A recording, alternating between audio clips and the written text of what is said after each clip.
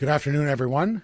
I'm pleased to be here this afternoon to talk to you about the decisive action we are taking to address the needs of Mississauga, Brampton, and Caledon residents by giving their municipal governance the necessary tools to build homes that Ontarians need and deserve. I'd like to welcome Mayor Crombie from Mississauga, Mayor Brown from Brampton, and Mayor Groves from Caledon to Queen's Park today.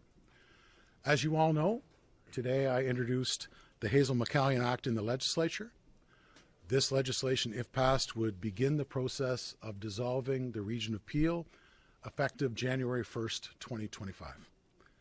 This historic initiative by our government would help Mississauga, Brampton, and Caledon prepare for the significant growth that we expect in their populations in the coming years, particularly when it comes to building homes.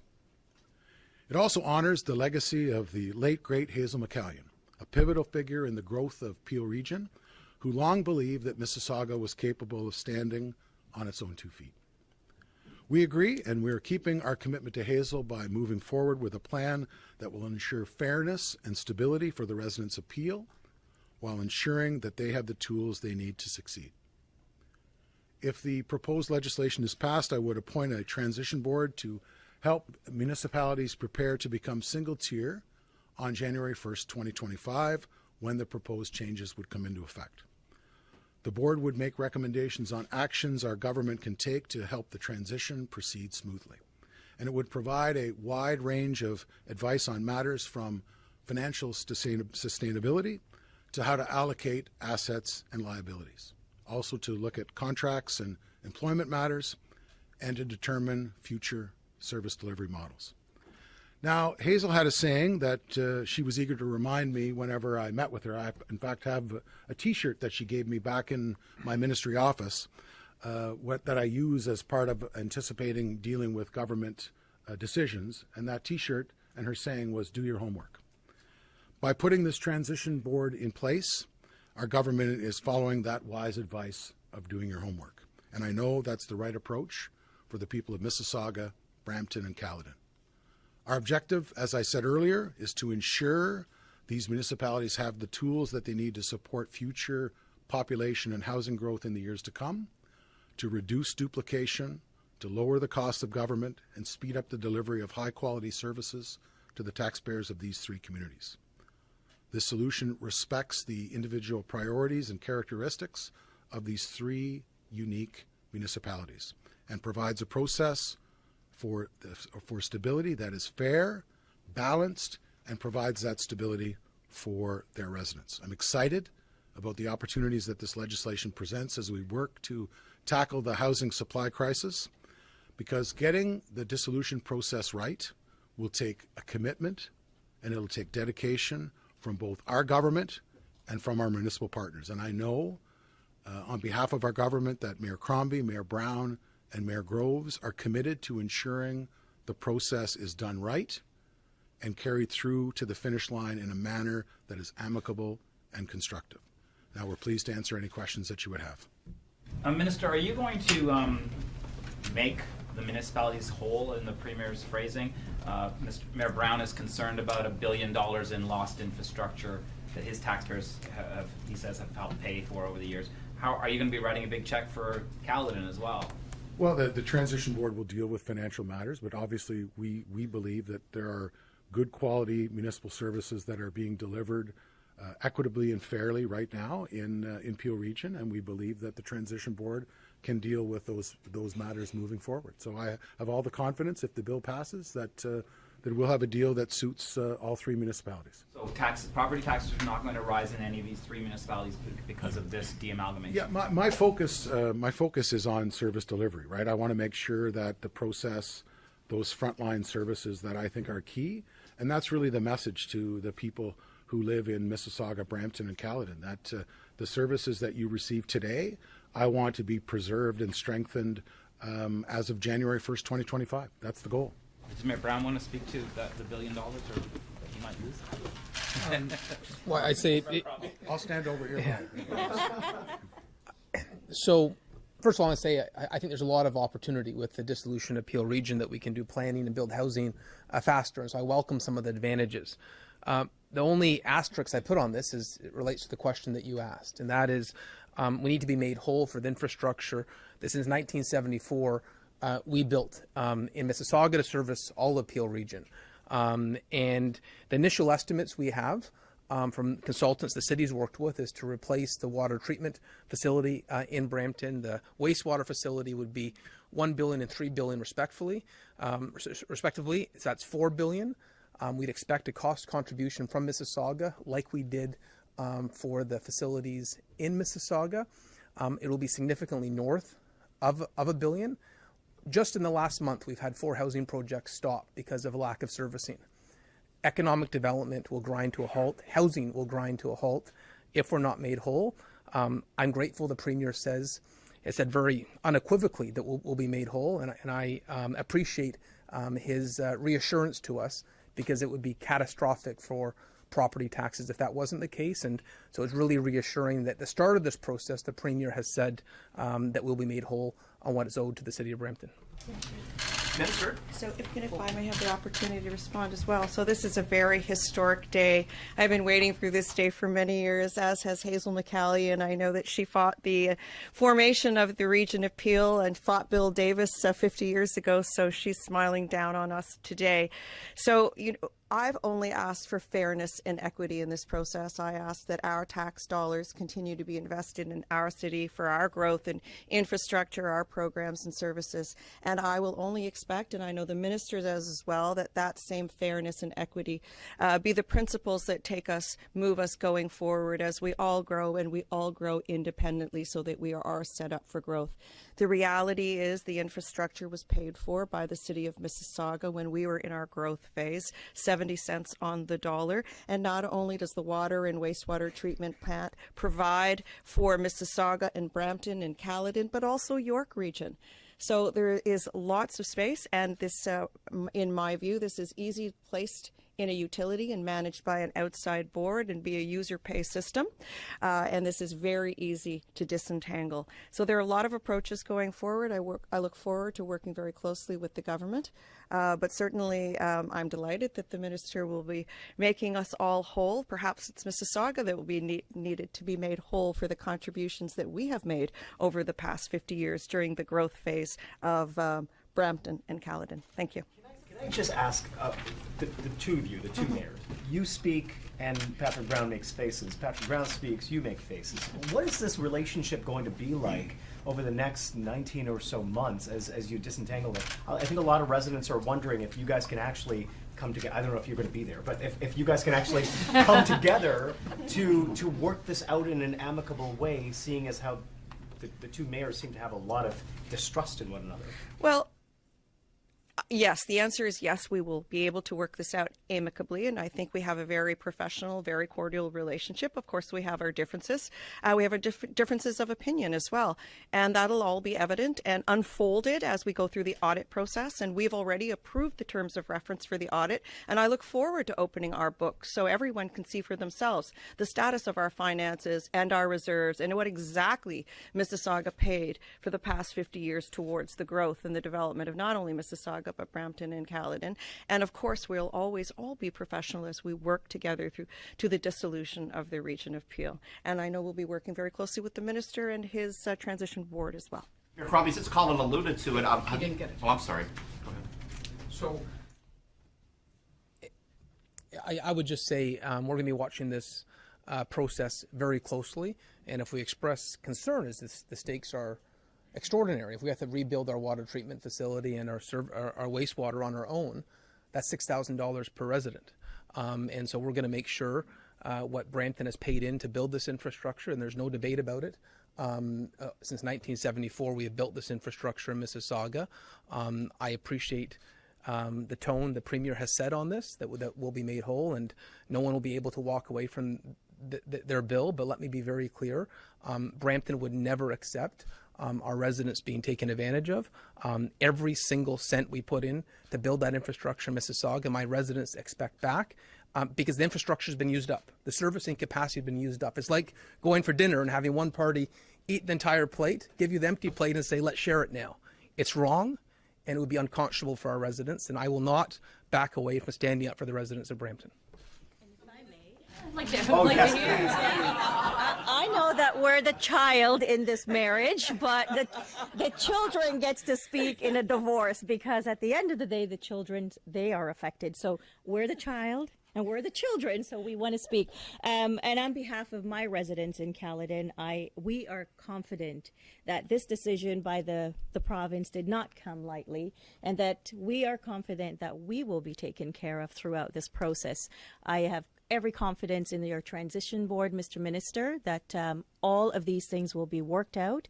And, you know, one of the things that we're forgetting, we're talking about Brampton's residents, Caledon's residents, and Mississauga's residents, but we have 7,000 employees that work at the region of Peel, and they have served all of us well, and they've served our residents really well over the last 50 years. And so, Mr. Minister, when we're talking about the divorce, I really hope that we will be considering those employees, because many of them are our residents of Brampton, Mississauga, and Caledon. So I just want to say that this region has worked extremely well. We're now at the end of our we've come to the end of it, and again, I have every confidence that we will all be looked after in the end. I don't think that this is a decision that you took lightly or you considered, or did the Premier, nor did the Premier, and so I don't have any issues here in making sure that Caledon's residents will be well served through this divorce. I had a great divorce. I didn't even use a lawyer, and my ex-husband comes in, lets my dog out, and takes my garbage out. What more can you ask for? So I think that this is the kind of divorce we're going to have here in Peel Region. So thank you. What does an ideal path forward look like for you? The others are a little bit more clear, but there's questions swirling about, will part of Caledon join York Region? Like, there's a lot of questions coming from, you know, residents and your team. So what does that path forward ideally look like for you?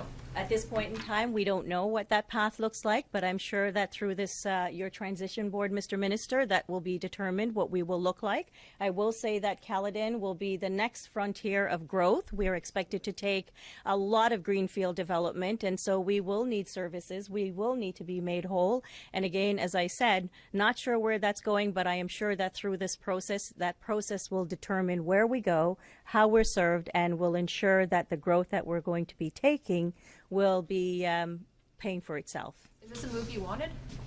It's not a move that we wanted. No, we have always taken a position as a town of Caledon. This is my third time going through this exercise, and we've always maintained a position that we felt that the region has worked really well. The region has served Caledon extremely well. So it isn't a position that, it isn't something that we wanted. But at the end of the day, we're here with this decision today, and I think that we just have to work with it and do the best we can to make sure. Do you think that your taxes are going to go up? I don't believe that they will, because I truly believe that this is not a decision that the province arrived at lightly. I am certain, and I can't speak for the minister or the premier, but I am certain that all of those things were looked at, because they know we've been mandated to take 220,000 people over the next 2 decades, and we are mandated also to provide 13,000 housing units, affordable housing units, over the next 8 years. So I'm certain that before this decision was arrived at, this was something that they considered, that it wouldn't impact our taxpayers. Thank you. And I just think that, you know, we have to have a break in the action, and I'll provide some context. And, you know, Mayor Groves' points are well taken. You know, we made a decision on strong mayors. These 3 mayors, I think we can all agree, they are strong mayors, and we want to give them strong mayor powers like we did in Toronto and Ottawa. When you have that conversation, you end with, what's the structure of Peel Region going to look like? When we talk about facilitators, you have that conversation, you end with, what is the governance going to look like? When you deal with an auditor that will deal with the development charge regime and how that's going to be affected by provincial legislation. When you start that conversation, you end with, what's the structure of government going to look like? You've got 3 very strong mayors, and you've got 3 communities who are very proud to live in Mississauga, to live in Brampton, and live in Caledon. So having a one community model isn't going to work, right? This is the model that all of our work to try to build that 1.5 million homes and to try to give the mayors the tools they need for success. this is always where the conversation ends. This is why the bill was tabled today, because this is where we're at every time with every change that we need to do in Peel Region. So this is the real impetus of why the bill is tabled, to give them those tools. Minister, why are you getting to pick the transition board? Why not let the mayors get a pick on that board? Especially if they're paying Well, for it. well, we want to make sure that we have a board that will be set up for success. We look at some of the past decisions by the province. I think it's always going to be appointed by us. We've got the legislation, we've got the tools that are available to us. So having a board up to 5 is always been a provincial responsibility, and that's the path forward. We're already hearing concerns that those board members could be very pro-conservative, pro-your government people. What do you say to those concerns? What I say to them is this, that I think you've heard a snippet of what we're going to be dealing with the next 2 years with the 3 mayors. This is a very complex decision by the government. We need to ensure that the board, the transition board, is set up for success. So we need to ensure that the members are capable of dealing with taking 4 municipalities and bringing them into 3. So it's something that, if the bill passes, that we'll have to move on very quickly. My hope, and I'm not the House Leader, that we'll deal with this bill in a quick way, so I can give some certainty to the people who live in Mississauga, Brampton, and Caledon moving forward. This is not something that I want to have significant delay on. I want to get the bill into the bills into the House. I want to get the debate moving. I want to be able to provide some certainty to these 3 communities, that there's a transition board in place, and that we have active and fulsome discussions on the changes that need to be made. Mayor Crombie, are you ruling out a run now for the Liberal Party of Ontario? I've been approached by people across this province to give it consideration, but right now I'm solely focused on this incredible day and this historic announcement, and that's all I'm going to say about that matter. And I'm getting it done and getting the job done right for Mississauga. Do you wish you had a pick on that transition committee? I just want to be sure that on that transition committee there's no conflict of interest, there's no one that can present any influence peddling, and I have to have confidence, and I do, that the minister will appoint individuals that will not have conflicts in any way, that can guide themselves with the highest of principles to get the job done fairly and equitably for all 3 municipalities. Do you think 2 years is enough time to do that? Yes, I think it has to be done quickly. Sometimes you just have to pull the Band-Aid off, and I think we all want this done and in place before our next election cycles. Minister, on the Bill 23 related financial audits, it sounds like their scope is being expanded now for these 3 communities to look at sort of finances as they relate to this dissolution. Is that going to affect the timeline of them? I know municipalities were hoping to have certainty before the next budget cycle. No, I don't think so. We started the procurement for all 4 municipalities in terms of the audit, and some other municipalities as well. But I think the timing is right for both the audit process. Obviously, the transition board will act more in a facilitator role, and you've seen in the release how we'll move forward with the other municipalities in terms of facilitation. But this is a big step moving forward. But as I indicated earlier, every time we talk about our housing pledges, and I want to thank all 3 mayors for signing on to the pledge. They've been amazing in terms of the support and the audits as well. They've been very supportive of the audits. But we need to move forward quickly, and I'm hoping again that we'll have the will of the legislature, if it's so inclined to consider moving this forward in a quick manner. Why include Simcoe in the facilitator process? Simcoe's added to the facilitator. I think we've always had that discussion, given the high growth pressures in Simcoe County, that we need to have that discussion around a facilitator. Servicing is obviously an issue. You talk to, as I do, the municipalities within that county, and servicing is a big question, as it is with the 3 municipalities that are beside me. So it's we need to have them in the mix. Minister, can you provide just a little bit of clarity? Because I think people who are from Peel Region are going to be asking a lot of questions, and I know there are a lot of details still to be worked out, but is there a chance, if they're all being divided up, that they can share any services after that? Absolutely. I think the transition board, and with collaboration with the mayors, could ultimately decide that some of those regional services could be provided in a shared service format. Mayor Crombie alluded to it in one of her answers. So I think there is great opportunity for that collaboration and cooperation as we move forward. But again, I want to reiterate that if you live in Caledon or Brampton or Mississauga, the frontline services that you receive today, I want those preserved on January 1st, 2025. In fact, I think we should look to a view of strengthening them. And I think that process is there. Mayor Groves talked about employees, and I think that's really, really important, right?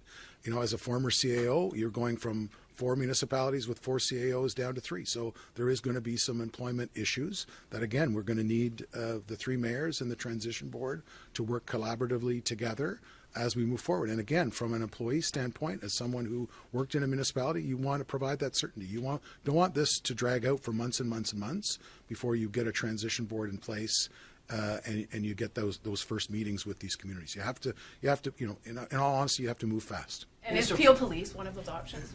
That's up to the mayors and the transition board to deal with policing services. I think it's an important conversation that needs to take place. But again, go back to frontline services. We need to ensure that same exceptional frontline services that Peel Region Police provide today. We want to make sure that that continues full force on January 1st, 2025. Minister, why did you reject amalgamation? I mean, a previous Conservative government amalgamated the city of Toronto and 6 municipalities in the city of Toronto. Was the megacity idea ever thought of, or is it too unwieldy? I think. Listen, we've had talking about Hazel, we've had campaigns run in Peel Region on this model. Everything I've done in terms of housing, when it comes to Peel Region, different from every other region in Ontario, you end up having a conversation about what are you going to do. What's the final governance structure going to look like if you're going to implement these measures? And as I said, this conversation comes up every time. The government's taken decisive action, and we've put resources into the transition board that will ultimately have a smoother transition as we can. Minister, in York Region, there are similar complaints about how they spend their money and where that money goes. There's been no one, Colin. There's been no Hazel McCallion in any other municipality in Ontario that's campaigned on a certain structural model moving forward. I'm open to conversations with people, but they're not going to be behind closed doors. If a mayor wants a different format, they're going to have to get in front of the podium and talk about it. And no other region's done that. None. Minister, if this is all about what's best for the people of these municipalities, why was there no big public consultation whatsoever before you reached this decision? There's been consultations, there's been election campaigns, there's been polling, there's been studies. This is not something that we just decided without some significant thought. And again, think about the things that I've initiated when it comes to housing supply. This conversation, every time you go into Peel Region, is front and center. So we're dealing with it. Thank you.